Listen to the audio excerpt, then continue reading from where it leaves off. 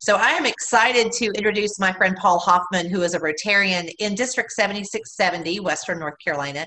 And Paul is a past president of a club. He's a past district youth chairperson, a youth protection officer. He's been involved in Rotary for a long time, and he has a true passion for CART, and we are really blessed by that. So Paul, tell us about a few years ago, you had a huge change in your life as far as your career goes.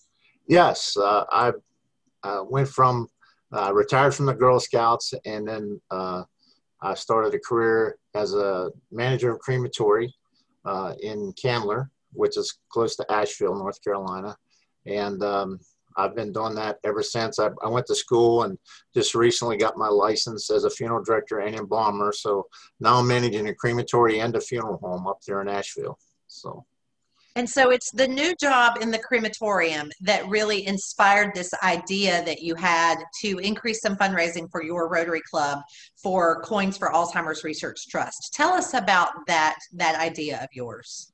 Absolutely, yes. Whenever we do cremations at the crematory, some folks have metal parts in them. They have knee replacements, hip replacements. They'll have metal braces in their back.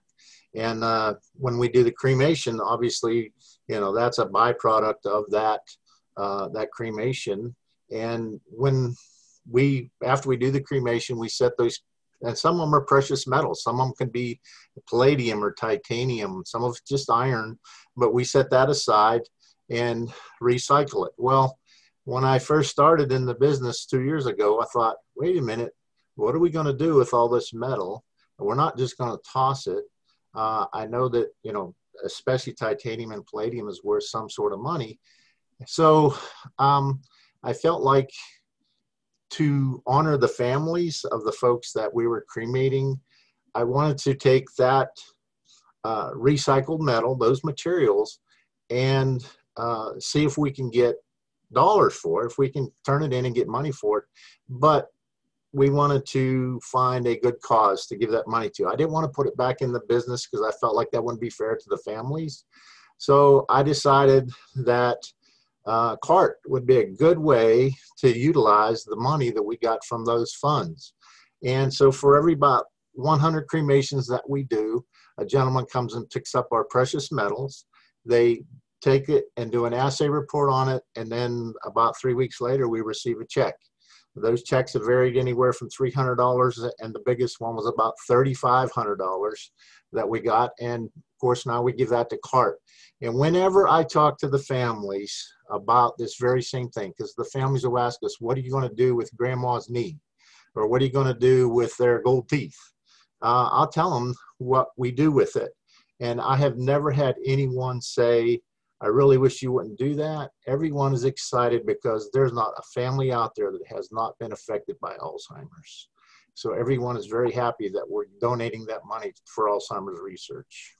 Absolutely. It's a brilliant idea. And when you mentioned that it's something that you have to do anyway, you've turned a situation that can be difficult for people into a positive for these families. Absolutely. And all the families that we've served since I've been the manager of the crematory, I've only had one family say, hey, I want my mother's knees back. So, because they were titanium. So, but anyway, other than that, the families are more than happy that we do this for Alzheimer's. So you mentioned that this was a new thing that you started to raise money for CART for your Rotary Club. And this past year, if I recall correctly, your club donated more than $5,000 to CART simply from this aspect of fundraising.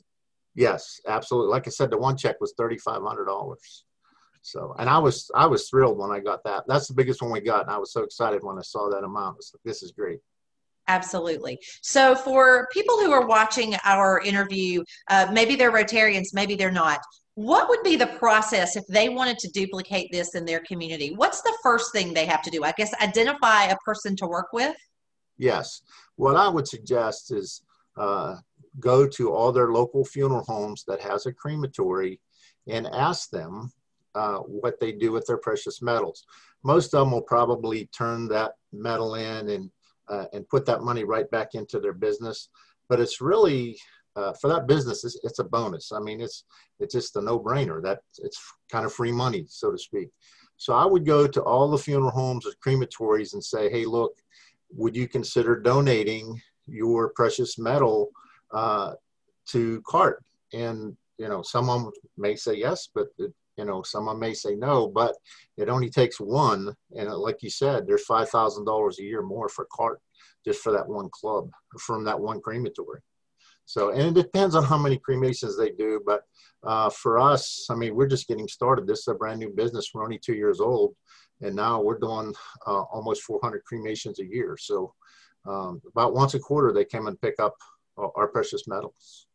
And that's the term that I was trying to explain this to people earlier this week, and I can't explain it like you do, but it's precious metals. Yes. That's the term that we should be really conscious of. Right. Yep. Because like I said, it's titanium, palladium, gold. There's other things in there too, and they give the company an assay report of everything that was in there and the weight and the value of it. And of course, it fluctuates. You know, metals like precious metals fluctuate in price constantly. It's almost like the stock market; it goes up and down. So the time we got that big check was the metals were high, so we were very fortunate. The timing was perfect.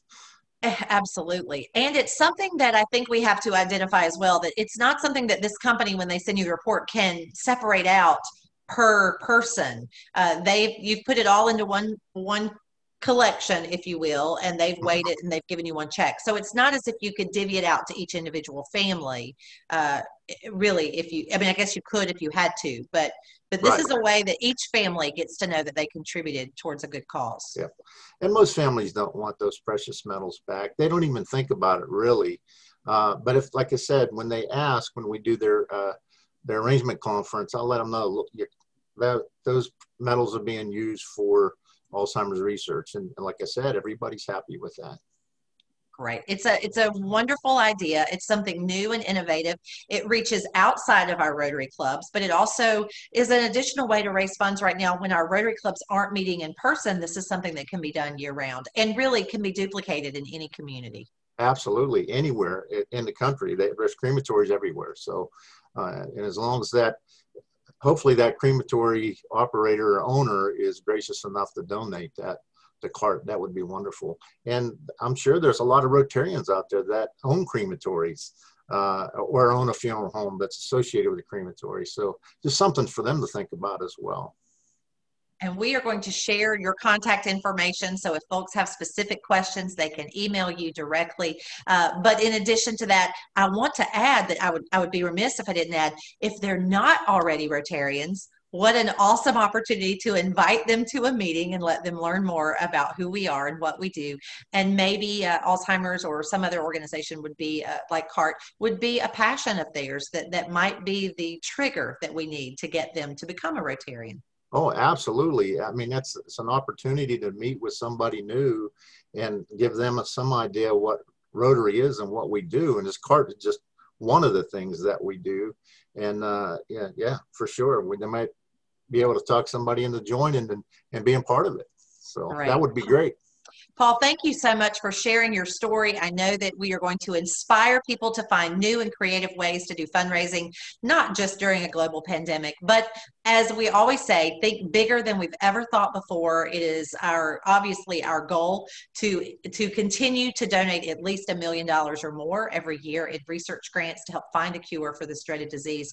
And thanks to Coins for Alzheimer's Research Trust and the amazing people of action like yourself, I am confident that we're going to do that again this year. Thank you for spending some time with us today. Thank you for having me, Tiffany. It was a pleasure.